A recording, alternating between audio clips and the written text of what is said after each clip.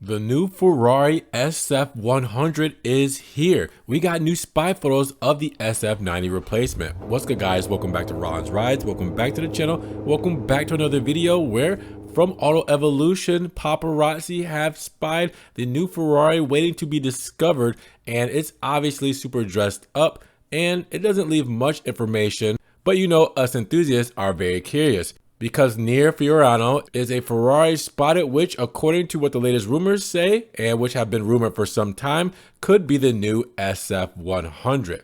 Now, on the streets of Fiorano, therefore, some journalists would have spotted a prototype of a Ferrari, an important heir with great responsibility. Recent spy photos offer a preview of what the prancing horse's next exciting car could look like. And it seems like Ferrari is working on a particular restyling of the SF90, a car now launched back in 2019. Now, according to some rumors, the front of the new SF100 will be more sober than the current model. There will be a new cylinder headlight setup, a little less aggressive than those of the SF90, and the rear of the SF100 will retain a strong Ferrari identity with a large rear grille and two huge exhaust pipes.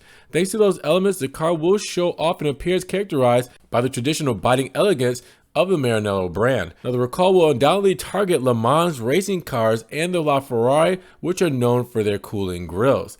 Now, the rear light should also be slightly modified with LED technology and larger dimensions than those of the SF90, and the rear wing, however, will be similar to that of many modern Ferrari models. Now, the rear component will be designed to distribute air evenly across the back of the car, and this will allow the future SF100 to have larger rear windows and better aerodynamics, reducing air resistance.